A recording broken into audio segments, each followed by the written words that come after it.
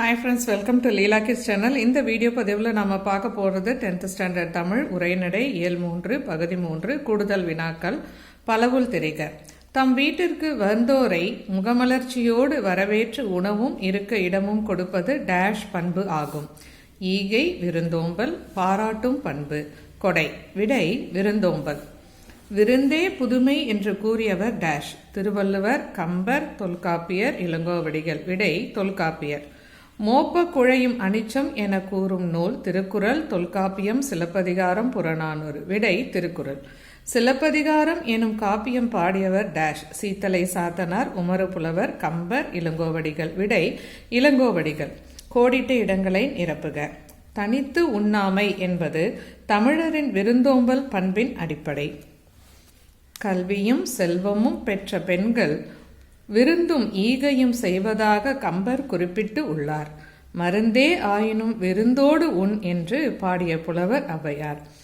Please like, share and subscribe Leela kids channel. இந்த video பதிவை நீங்கள் மறுபடியும் போட்டு பாருங்கள். உங்களுக்கு விடைகள் மனப்பாடமாகும். எக்ஸாமில் ஃப்ளோ ஈஸியாக இருக்கும். All the best for your board examination. உங்களுக்கு இது ஷார்ட் வீடியோஸாகவும் கொடுத்துருக்கேன், பார்த்து பயன்பெறுங்க. நாயக்கர் மராட்டியர் ஆட்சி காலங்களில் மிகுதியான சத்திரங்கள் வழி செல்வோர்க்காக கட்டப்பட்டன. புதியதாக வருவோர் இரவில் தங்குவதற்கு வீட்டின் முன்புறம் திண்ணையும் அதில் தலை வைக்க திண்டும் அமைத்தனர் முன்னோர். காலப்போக்கில் வீட்டில் நடைபெற்ற விழாக்கள் திருமண கூடங்களுக்கு இடம்பெயர்ந்து விட்டன.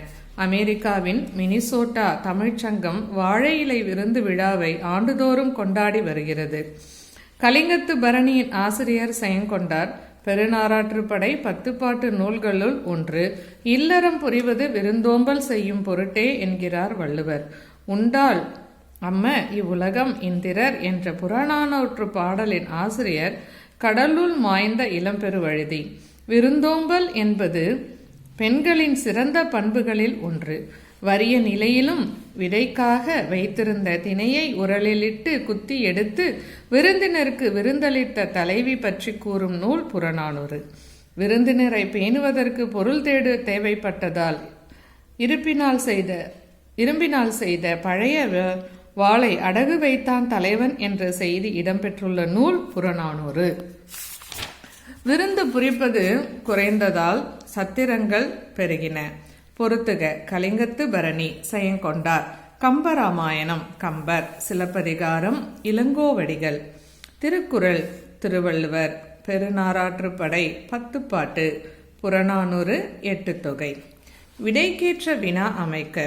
விருந்தினரை போற்றுதல் இல்லற கடமையாக இருந்தது. இல்லற கடமையாக இருந்தது எது என்பது விடை. நிறுத்தற் குறியீட்டு எழுதுக. இங்கே மேல் குறியீடு கொடுத்துருக்காங்க பாருங்க. இங்கே மருந்தே ஆயினும் விருந்தோடு உண் அப்படிங்கிறத மேல் குறியில் கொடுத்துட்டு என்று கொன்றை வேந்தனில் ஔவையார் பாடியுள்ளார். முற்றுப்புள்ளி. முன்னர் திருமணத்தை உறுதி செய்தல் கமா, திருமணம் கமா, வளைகாப்பு கமா, பிறந்தநாள் கமா, புதுமனை புகுவிழா போன்றவற்றை இல்லற விழாக்களாகவே கொண்டாடினர். முற்றுப்புள்ளி.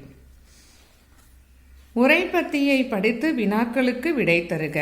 முன்பின் அறியாத புதியவர்களுக்கே விருந்தினர் என பெயர். விருந்தே புதுமை என்று தொல்காப்பியர் குறிப்பிடுகிறார். தனித்து உண்ணாமை என்பது தமிழரின் விருந்தோம்பல் பண்பின் அடிப்படை. அமிர்தமே கிடைத்தாலும் தாமே உண்ணாது பிறருக்கு கொடுப்பல் நல்லோர். அத்தகையோரால் தான் உலகம் நிலைத்து இருக்கிறது. விருந்தோம்பல் என்பது பெண்களின் சிறந்த பண்பாக கருதப்படுகிறது. வீட்டிற்கு வந்தவருக்கு வறிய நிலையிலும் எவ்வழியில் ஏனும் முயன்று விருந்தளித்து மகிழ்ந்தனர் நம் முன்னோர். நெய்தல் நிலத்தவர் பாணர்களை வரவேற்று குழல் மீன் கறியும் பிறவும் கொடுத்தனர் என்கிறது சிறுபானாற்றுப்படை. விதைத்துவிட்டு வந்த நெல்லை அரித்து வந்து பின் சமைத்து விருந்து படைத்த திறம் பெரிய புராணத்தில் காட்டப்படுகிறது. விருந்து குறித்து தொல்காப்பியம் குறிப்பிடுவது யாது? விருந்தே புதுமை என்று தொல்காப்பியர் குறிப்பிடுகிறார். விருந்தோம்பல் குறித்து சிறுபானாற்றுப்படை கூறுவது யாது? நெய்தல் நிலத்தவர் பாணர்களை வரவேற்று குழல் மீன் கறியும் பிறவும் கொடுத்தனர் என்கிறது சிறுபானாற்றுப்படை. நம் முன்னோர்களின் மகிழ்ச்சி எதில் இருக்கிறது? வீட்டிற்கு வந்தவருக்கு வறிய நிலையிலும் எவ்வழியிலேனும் முயன்று விருந்தளித்து மகிழ்ந்தனர் நம் முன்னோர். பெரிய புராணத்தில் குறிப்பிடப்படும் விருந்தோம்பல் குறித்த செய்தி எழுதுக. விதைத்துவிட்டு வந்த நெல்லை அரித்து வந்து பின் சமைத்து விருந்து படைத்த திறம் பெரிய புராணத்தில் காட்டப்படுகிறது. பெண்களின் சிறந்த பண்புகளில் ஒன்று எது? விருந்தோம்பல் என்பது பெண்களின் சிறந்த பண்புகளில் ஒன்றாக கருதப்படுகிறது. குருவினா, விருந்தோம்பல் என்றால் என்ன? தம் வீட்டுக்கு வரும் விருந்தினரை முகமலர்ச்சியோடு வரவேற்று உண்ண உணவும் இருக்க இடமும் கொடுத்து அன்பு பாராட்டுவதே விருந்தோம்பல் ஆகும். விருந்தினர் என்பவர் யார்? விருந்தினர் என்றால் உறவினர் என்று இக்காலத்தில் கருதுகின்றனர். உறவினர் வேறு, விருந்தினர் வேறு.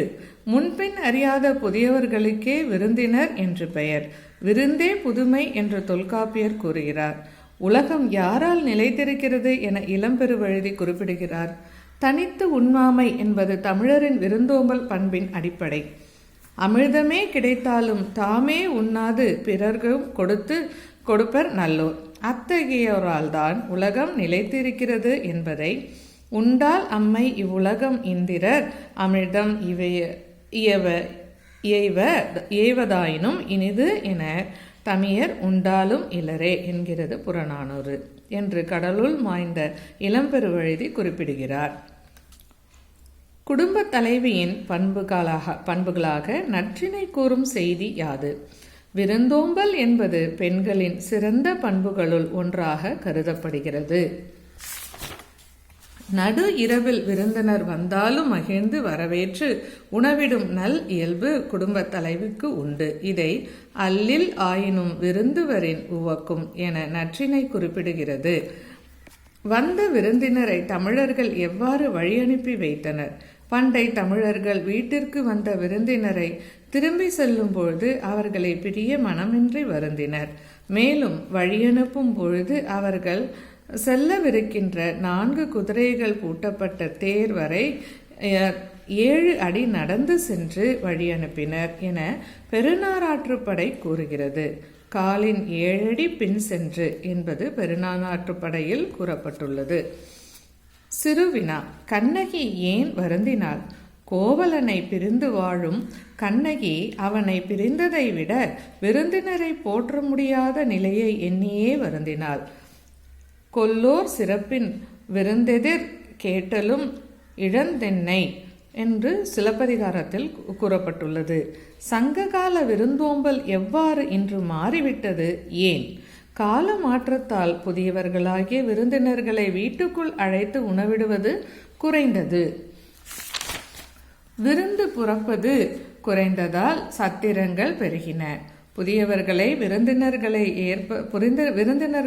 ஏற்பது குறைந்துவிட்ட காலத்தில் ஓரளவு தெரிந்தவர்களை மட்டுமே விருந்தினர்களாக ஏற்றனர். படிப்படியாக உற்றார் உறவினர்கள் நண்பர்கள் ஆகியோரையே விருந்தினர்களாக போற்றும் நிலைக்கு மாறினர். நெடுவினா, சங்ககால விருந்தோம்பலை பாடத்தின் வழி நின்று விளக்குக.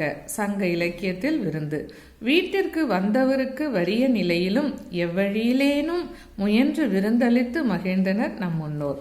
தானியம் ஏதும் இல்லாத நிலையில் விதைக்காக வைத்திருந்த திணையை உரலில் இட்டு குத்தி எடுத்து விருந்தினருக்கு விருந்தளித்தாள் தலைவி. இதனை குரல் உனக்கு விதைத்தினை உரல்வாய் பெய்து சிறிது புறப்பட்டன்றோ இழல் என்கிறது புறநானூறு என்று புறநானூற்றில் காட்சிப்படுத்தப்படுகிறது.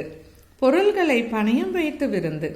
நேற்று வந்த விருந்தினரை பேணுவதற்கு பொருள் தேவைப்பட்டதால் இரும்பினால் செய்த தன் பழைய வாளை அடகு வைத்தான் தலைவன். இன்னும் விருந்தினர் வந்ததால் தான் கருங்கோட்டு சீறி யாழை பணயம் வைத்து விருந்தளித்தான் என்கிறது புறநானூறு. இச்செய்தி நெருகை வந்த விருந்திற்கு மற்றுதன் இரும்புடை பழவால் வைத்தனன் இன்று இக்கருங்கோட்டு சீரியாழ் பணயம் என்ற பாடலடிகளில் இடம்பெறுகிறது. பெரிய புராணம் காட்டும் விருந்து இளையான்குடி மாற நாயனாரின் வீட்டுக்கு வந்த சிவனடியாருக்கு விருந்தளிக்க அவனிடம் தானியம் இல்லை. எனவே அன்று விதைத்துவிட்டு வந்த நெல்லை அரித்து வந்து பின் சமைத்து விருந்து படைத்த திறம் பெரிய புராணத்தில் காட்டப்படுகிறது. Please like, share and subscribe Leela Kids channel. All the best for your board exam. We can meet in the next video. Till then, bye bye.